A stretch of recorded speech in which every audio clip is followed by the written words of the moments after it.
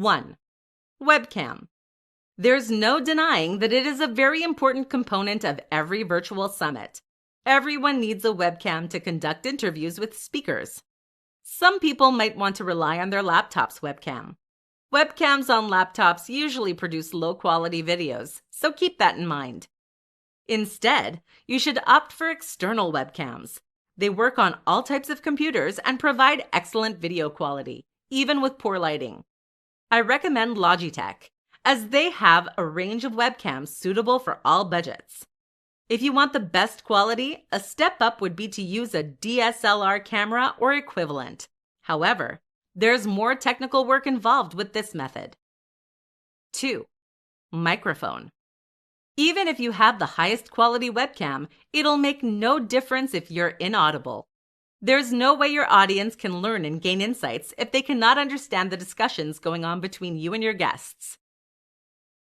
5 mistakes to avoid when hosting a virtual summit. In this presentation, I'm going to teach you 5 mistakes common to virtual summit and how to avoid them. I need to mention that it takes a lot of hard work and effort to host a virtual summit. There are lots of things you need to put in place and organize. It is apparent you want the event to be a massive success, and you want your audience to have an enjoyable experience as well as create value for themselves. At least that's the whole point of a virtual summit. As much as you'll be dwelling on all it takes to achieve a hugely successful virtual summit, you must dwell on mistakes you need to avoid. These mistakes can make your virtual summit flop. Not to worry, I'll highlight them for you. Just pay attention. Mistake number 1. Avoid last-minute preparations. Timing is essential, and it applies to the virtual summit too. You need ample time to prepare your summit. There are various things to put in place and considerations to make. Organizing everything a week or 2 before your summit might be inimical. The recommendation is for you to start preparing for your summit 2 to 3 months before the D-Day. This way, you have enough room to fix everything that might skip your attention or tackle problems that might arise during preparation. For the actual setup, you can do this a week before the summit. You'll feel at ease with yourself when you've organized ahead of the summit. More so, your partners will have enough time on their hands to prepping. Mistake number 2. Never select sponsors that offer the same types of products or services. One of the best things that can happen to your virtual summit is finding numerous sponsors. You'll make enough revenue, and you won't run out of products and services to offer to your audience. On the other hand, it can be the worst thing too, especially when you select sponsors that offer similar products and services. It only means that your virtual summit will end up as a battlefield for competitors. You should avoid sponsors who are pitted against each other. Instead, you should select brands that complement each other. Think of your current sponsors and their offerings. Since you have a message you want to get across, select sponsors that resonate with such a message and do not antagonize each other. Mistake number 3. Not selecting the right platform. This is a common mistake that happens to many people hosting virtual summits. There are lots of online platforms that you can use to organize your virtual summits. However, not every platform is suitable for your platform. Worse still, it's difficult selecting the right one. To make the right selection, create a list of what you expect from a platform. The list contains every tool that would give you a seamless summit experience. Avoid opting for the cheapest platform or the one you see first. The perfect application for you will provide the essential support you need from the beginning of the summit to the end. Features like tracking tools will provide insights on what participants are up to. Mistake number 4. Avoid organizing lengthy sessions. Engaging conversations are nice. It's the best way to get an audience hooked. However, no matter how appealing a session is, you should not ignore the fact that the average human attention shortens every second. If you want to ensure that your participants enjoy and pay keen attention to sessions, you can limit your sessions to a maximum of 20 minutes each. On average, participants pay rapt attention to sessions between 10 and 20 minutes. The general worry is that 20 minutes might not be enough to convey enough information. You can include resources that participants can read later on. Mistake number 5. Avoid making unwelcome pitches. A virtual summit is one of the most effective ways to gain the attention of many.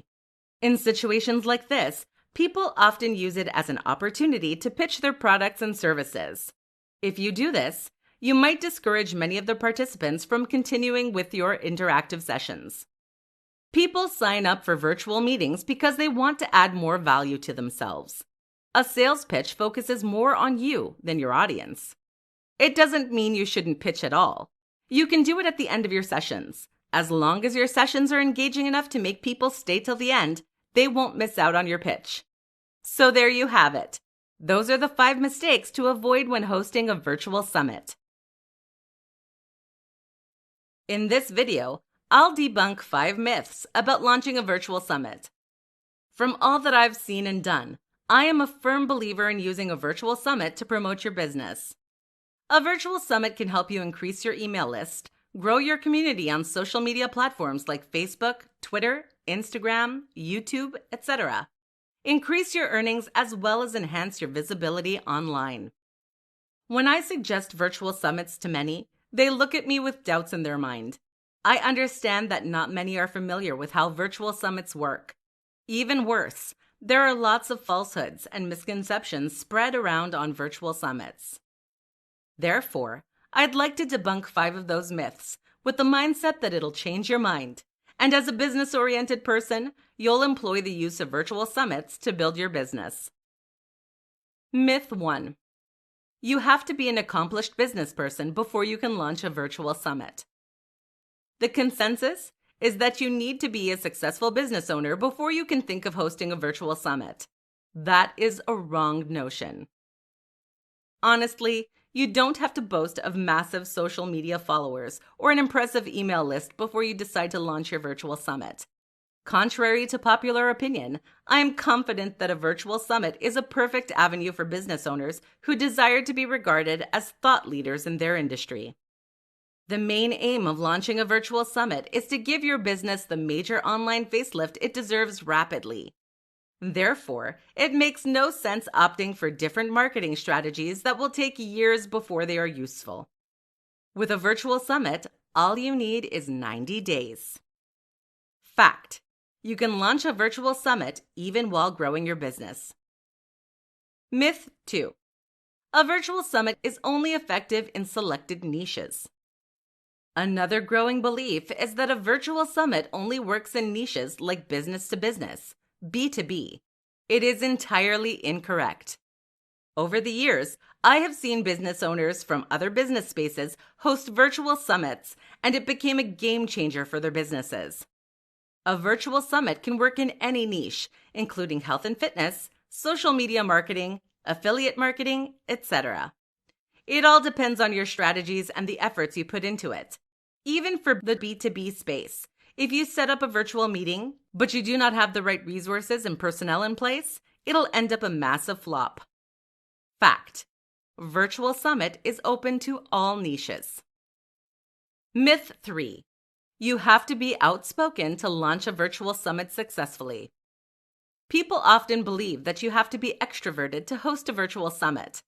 I put it to you, that is inaccurate. A virtual summit is quite different from webinars, where you have to be energetic all the time because you don't want to lose the attention of your audience. Here, all you have to do is interview your guest speakers. It is meant to be natural for you because of the personal attachment. If you're the shy type who doesn't say a lot, it's okay. If you're always upbeat, that works too. Fact: anyone can launch a virtual summit. Myth 4. No influencer will want to appear on your virtual summit if you're not popular in your niche. People often think that influencers will mostly turn down your collaboration offer if you're not well known in your community. I find it laughable. For the host, audience, and speakers, it is a win-win situation. Your popularity as a host increases, your audience gain lots of insights, and can boast of learning new things. For the influencer, exposure is limitless. The goal is to gain more exposure, and appearing on a virtual summit is a perfect opportunity to do so. as long as your summit is professional and there's a guarantee of gaining exposure, an influencer will agree. Fact: influencers welcome the idea of gaining exposure. Myth 5. Virtual summits are quite expensive to launch. I have seen people complain that it is expensive to host a webinar. The truth is, it isn't. You don't need to have a fortune before you can launch a virtual summit. All you have to put in place are technology equipment and resources to ensure its success. Chances are you own this equipment already. Fact: launching a virtual summit is affordable. There are different ways you can make money from hosting a virtual summit, and I'll talk about 5 of them. If you have read lots of info on virtual summits, you would have come across All Access Pass. It is usually the best way to make money with a virtual summit, but it isn't the only way. There are different ways you can make money from hosting virtual summits. Not that it's the only reason for hosting the summit. However, earning revenue from your event should be a goal, and the result can help you determine if your virtual summit was a success or a flop. Just sit back, relax, and enjoy listening to this. 1. You can make money from All Access Pass. You can't only host a virtual summit without making a recording of the entire proceedings. The All Access Pass is the most significant way you can make money from your virtual summit. Your event is usually free for a limited period. However, as a host, you need to encourage your guests to own lifetime access to the event by purchasing an All Access Pass. It is a membership benefit that contains a video recording of the game. This way, they don't miss out on any information from your interviews. If your summit goes well, people won't hesitate to purchase the All Access Pass because of the numerous information it boasts of. You can increase the price during the summit, and at the end, people will nudge to buy it because of its value. 2. Get sponsorships. Sponsorships are a core aspect of every virtual summit. Big brands are always looking for ways to publicize their products and services. They understand that virtual summits usually draw large crowds. Therefore, it is an opinion they are willing to explore. You can submit proposals to brands you wish to sponsor your virtual summit. You need to let them know the benefits they stand to enjoy by sponsoring your summit. Sponsors provide money and resources for your virtual summit. In turn, you do sales pitching to your audience by telling them the products and services your sponsor offers. Sponsorships are good, but you have to be careful not to sign sponsors that provide the same thing. Instead, look out for sponsors with complementary products and services. 3. You can launch a new product or service. Traditionally, people would instead create an online course than host a virtual summit. I'd rather do the opposite. I'm not saying you shouldn't create an online course. Create your course, but don't launch it until you host your virtual summit. After the end of your summit, your email list must have increased, and you have more people to reach out to. It is the perfect opportunity to leverage your list and launch your online course. You can even tailor your virtual summit theme towards online courses you want to start. This way, it'll be easier for people to sign up for your course based on their previous experience. It doesn't have to be an online course. It can relate to other products or services. The same technique works for all. 4. You can explore the option of affiliate commissions. When you launch your virtual summit, there are various equipment and resources you need to make use of. Your external webcam and microphone are made by different companies who won't hesitate to make more sales. You can reach out to them and tell them that you're hosting an online event that boasts of thousands of attendees. Tell them that you can act as an affiliate partner for them, and upon every sale you make for them, you earn a commission. The strategy can also apply to the software you're going to use. Some of your attendees might also need the use of these software and hardware. You can make additional revenue this way. 5. You can offer coaching services too. Attendees who see the value you're creating might want to know more about a service or a VIP package you offer. If some of them contact you to find out more about your summit theme, consider them potential clients. You need to provide the right support for each person so that they'll be motivated to opt for your paid service later on. 5 ways to promote a virtual summit. What is a virtual summit without a large audience? Not being able to gather enough people to view and learn insights from your virtual summit defeats its purpose in every sense. It is why you need to do an aggressive promotion of your upcoming event. These ways are tested and trusted. It is why I'm recommending them to you. 1. Social media. There is no better medium to share content and network with people than social media. Statistically, there are over 3 billion active social media users. It only further accentuates my point that social media is the perfect way to promote your virtual summit. How then can you leverage social media to promote your virtual summit? Follow me. The first thing you need to note is that different social media exist. As much as any of them will suit your purpose, I'll rather dwell on the more effective ones. The first one is Facebook. There are over 2 billion Facebook users, and that makes it the world's most popular social media site. Many of you operate personal Facebook accounts. It's time to use your account to promote your virtual summit. For your summit, you do not have any geographical restrictions. That means that you can reach out to anybody, anywhere in the world. I guess you have a personal page. Therefore, you can post your upcoming summit on your feed. Include salient info on the summit and add a link for interested parties to register. Your Facebook friends will see your post and can register for the event. Also, you might belong to different Facebook groups. Some of these groups have large members. If you belong to such, post the summit's information on the group. Members will be able to see the post and act accordingly. The second social media is Instagram. It is a photo and video app. The general opinion is that a picture conveys more messages than 1,000 words. Therefore, you need to take advantage of Instagram.